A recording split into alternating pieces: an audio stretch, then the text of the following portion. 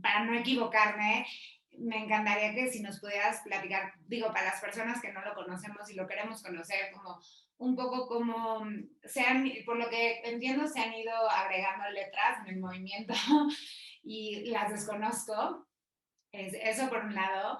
Y bueno, también les tenemos que contar que mi mamá estaba allá abajo y le dice a Mau, yo quiero entender el espectro, pero pues cuando ya entiendo algo más Exacto, aparece y exacto. no lo entiendo. Entonces, creo que esta es una pregunta muy válida que tenemos todos. Entonces, si nos pudieras como explicar pues estas dos partes, o sea, sé que son dos temas totalmente diferentes, pero Está como... perfecto.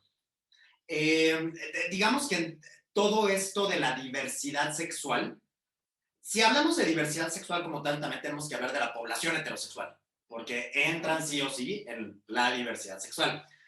Cuando ya hablamos de orientaciones sexuales no heterosexuales o no normativas, sé que son términos muy técnicos, pero todo tiene como una manera de explicarse.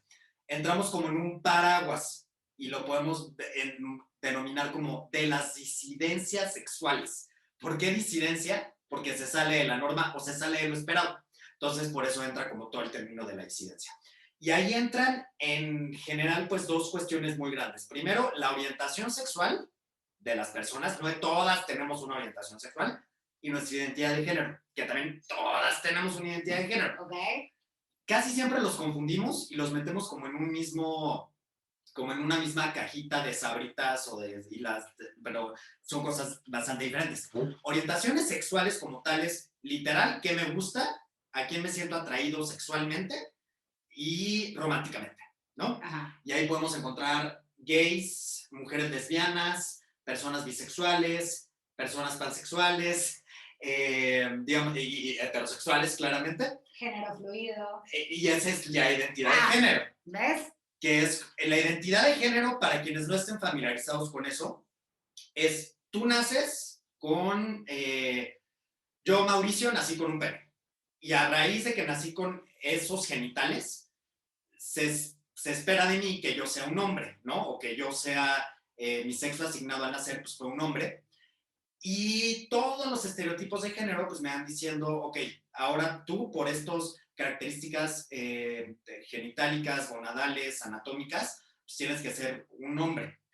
Cuando yo sí estoy en mi identidad de género, o sea, en mi sentir y en mi pensar, sí me identifico como hombre, significa que soy cisgénero. ¿Por qué cisgénero? Porque hay una ciscordancia, o sea, como circundante, pues. O sea, sí, sí, sí. Exacto. Cuando no, es cuando ya comenzamos a hablar de identidades de género no ciscordantes. Y ahí ya entran, por ejemplo, las poblaciones trans. Y dentro de las poblaciones trans también tenemos que hacer algunas diferencias, porque no es lo mismo transexual que transgénero que travesti. Yo creo que valdría la pena un poquito medio explicar, porque también siempre la gente se confunde. Una persona travesti es simplemente aquella que decide vestirse o tener determinados manerismos opuestos a su género, pero no necesariamente se siente mujer o se vive mujer. Y no tiene que ver con lo que le guste o con No. lo que le atraiga. O sea, le Sí, pueden no. atraer tanto el mismo sexo o el sexo diferente. Exacto. No tiene que ver. Y muchas veces es algo también performativo. O sea, pensemos en RuPaul. Ajá, Son sí, drag obvio. queens, son transvestis, Sí, están claro. haciendo un El show. show. Exacto. Sí. Hay mucho ahí de performatividad y Del teatro. Exacto, Okay. exacto. Y eso no significa que sean gays, o si se visten mujeres de hombres, no significa que sean lesbianas. Ajá. Son travestis al final del día. Okay. Y es una de las muchísimas formas que tenemos que expresar esta gran diversidad que conocemos género. Okay. Ahora vamos ya a algo que se pone un poquito más tricky.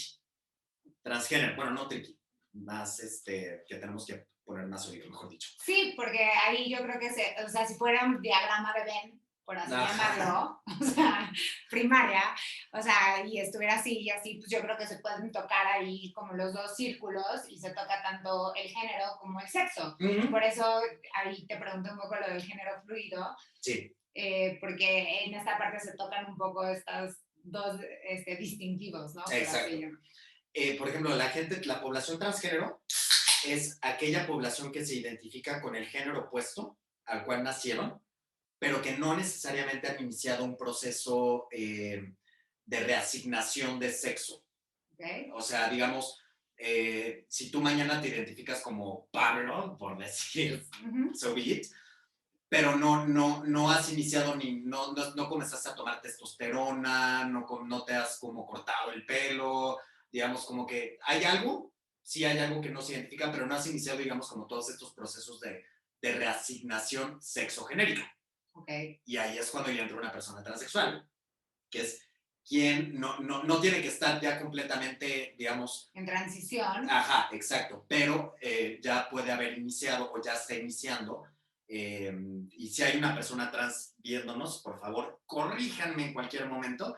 Sí, porfa, de cualquier cosa. Sí, pero ya digamos como que ya inició algunas cuestiones de tratamientos hormonales o reasignaciones ya quirúrgicas, es decir, ya hay una cuestión un tanto más anatómica. Ok. Y en estos dos ejemplos que se acaban de decir, el gusto o la orientación sexual no están definidas, o sea, depende de la persona. Ajá, O sea, no importa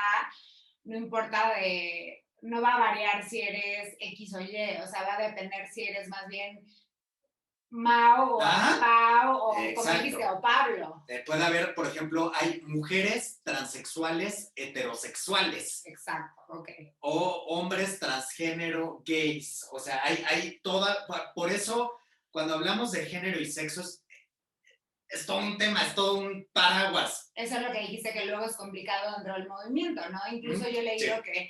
que muchas veces es difícil dentro, digo, y este es otro movimiento que lo toca un poquito, pero el feminismo, ¿no? Y justamente esto de los trans y las mujeres, quién sí nació mujer, quién no nació mujer, quién sí vivió la experiencia femenina, vaya, también en la comunidad, que luego se olvida, entonces, pues sí, como dices, luego es como muy riesgoso porque hay personas como muy del lado del espectro muy que son, no, es que tuviste que haber nacido para haberlo vivido y saber lo que se siente, o hay los que no, lo que respetan. Tener la menarca. No sé qué es eso, pero tu primera menstruación se llama menarca. Ah, ok, no lo sabía, mira.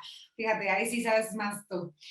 Pero sí, o sea, me puedo imaginar que por eso dijiste que tricky y sí, o sea, he leído, por eso es como de, bueno, mejor no voy a... Y ahorita de lo que dijiste, por ejemplo, la importancia de visibilizar a las mujeres dentro del movimiento LGBT, cuando pensamos en Pride, ¿qué pensamos? O sea, ¿a ti qué te viene a la cabeza? La verdad, Ajá. Pues Brillantina, gays, RuPaul, trans, la bandera y el desfile. Pero no te vino, por ejemplo, dos mujeres. No, cero.